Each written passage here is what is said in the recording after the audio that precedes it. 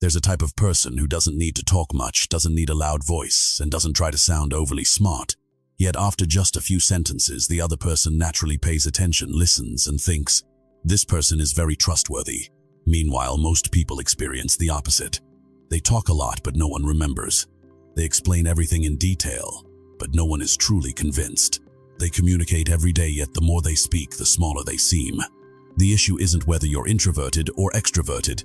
It's not about whether you're naturally good with words. The real problem lies in where you place the focus of the conversation.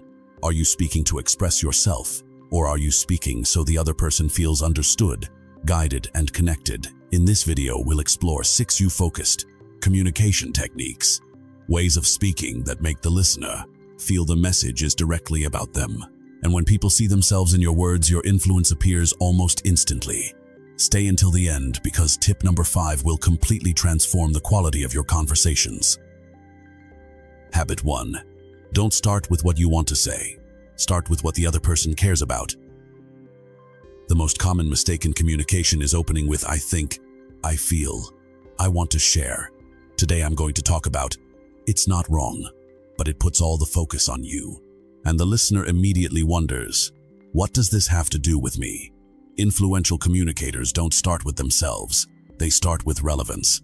For example, instead of saying, "I'm going to share 3 ways to communicate better," say, "If you've ever talked a lot but still failed to make an impression, these 3 techniques will help you change that, starting from your very next conversation." See the difference? The second version instantly makes the listener think, "That's my problem." This applies in everyday situations too.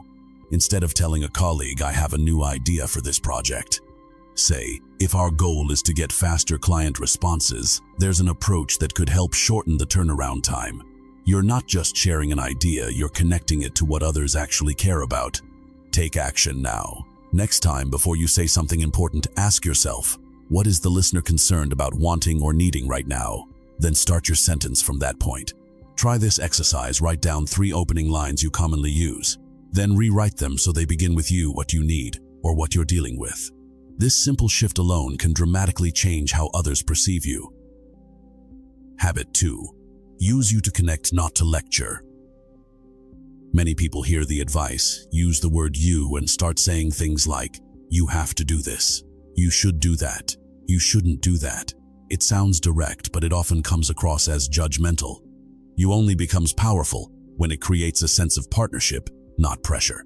For example, don't say, "You're not persuasive because you talk too much." Instead say, "If you tend to explain things in detail but people still don't feel engaged, the issue might not be the content, it could be where you place the focus." The second version is softer but not weaker. It helps the listener open up instead of becoming defensive. A very important principle is, don't use you to criticize, use you to illuminate. This matters even more in personal relationships. Instead of saying to your partner or a loved one, "You always overreact," try, "When things happen that quickly, you might feel like you're not being heard. I'd really like to understand that better." You shift from attacking to understanding, and that's what creates real influence. Practical action today. Remove these 3 phrases from your speech. "You have to," "You always," "You're wrong because." Replace them with, "If you're dealing with," "You might be," "This could help you," "If." You've realized that you've been talking a lot but unintentionally causing others to shut down. Take this as your moment to change. From today on, you're not communicating to prove a point, you're communicating to create connection and influence. Habit 3. Answer in terms of the listener's benefit, not just information. Many people give correct answers that still fall flat. Why? Because they only provide information. People with real impact speak in terms of benefits. For example, when someone asks, "What does this course include?" an information-based answer would be, "It has 8 sessions, 12 modules, it's online and includes materials." A benefit-driven answer would be, "After this course, you'll be able to speak more concisely, clearly, and confidently in situations like meetings, presentations, and work discussions." Information answers what it is. Benefits answer, "What does this do for me?" This is a crucial shift in influential communication. When people ask a question, they rarely just want data. They want to know how that data impacts them. At work, your boss asks, "How's the progress?" Don't just say I've completed 70%. Say I've completed 70%. The remaining part will be finished by Friday, so we're still on track to meet this week's client deadline. You're turning information into reassurance. In daily life, a friend asks, "Why did you quit that job?" Don't just say the environment wasn't a good fit. Say I realized that if I stayed, I'd keep doing work that wasn't helping me grow. Leaving gave me the chance to rebuild a direction that fits me better. Now the listener doesn't just know what happened, they understand the meaning behind it. From now on, whenever you answer an important question, add one more layer. What does this mean for the person listening? If you can do this consistently, your communication will instantly feel more mature and impactful. Habit 4, be specific so the listener can see themselves in your message. Another mistake that weakens your message is being too general. You need to be more confident. You have to communicate better. You should change your mindset. These sound right, but they're vague. And vague messages rarely create impact. People are only truly engaged when they can see themselves in what you're saying.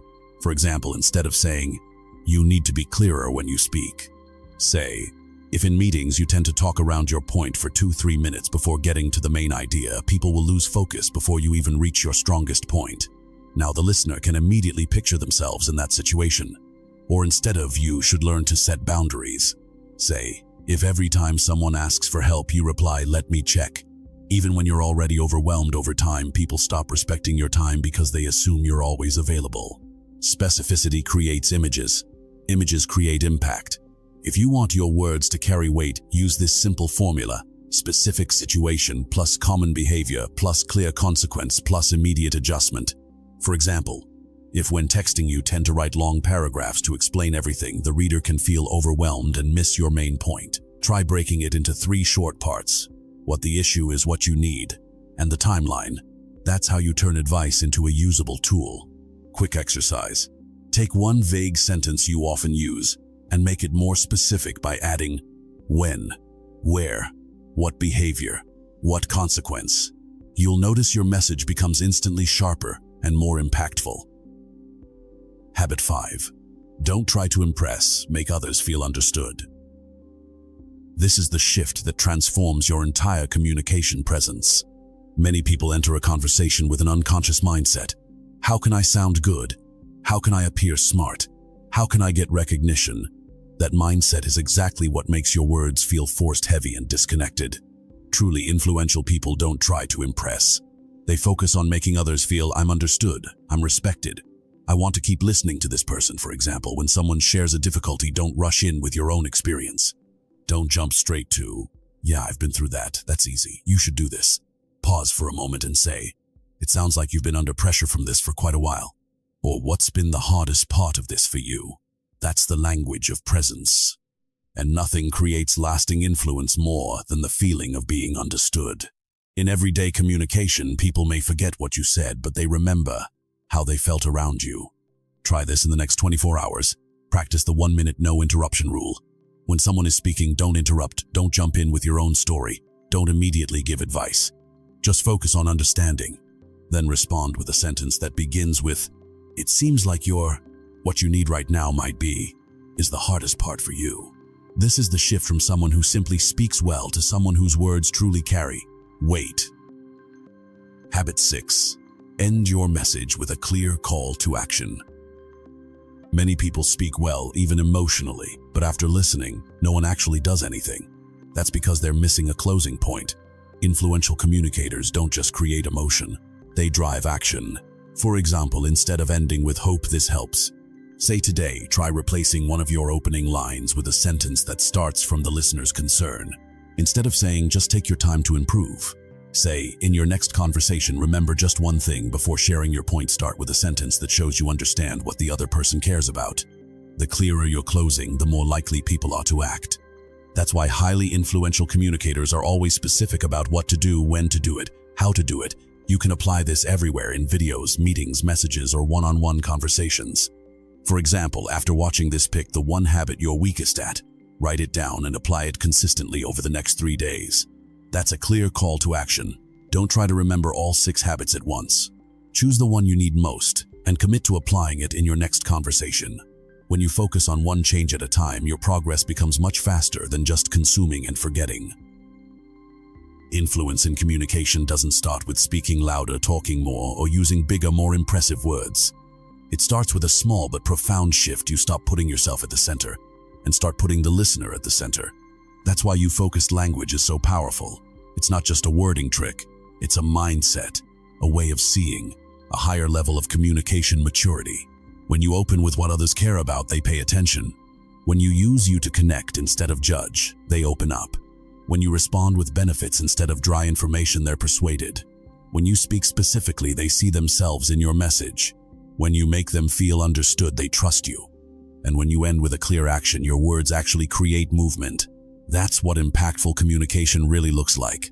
Remember this: a good speaker can capture attention for a moment, but someone who makes others feel seen, understood, and guided, that's the person who creates lasting influence. So after this, don't just nod and move on. Take action with these 3 steps. Step 1.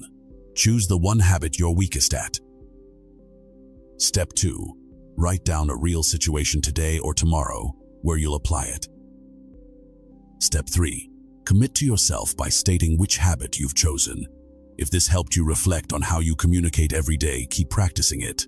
Because in the next step of growth, you'll start noticing something important.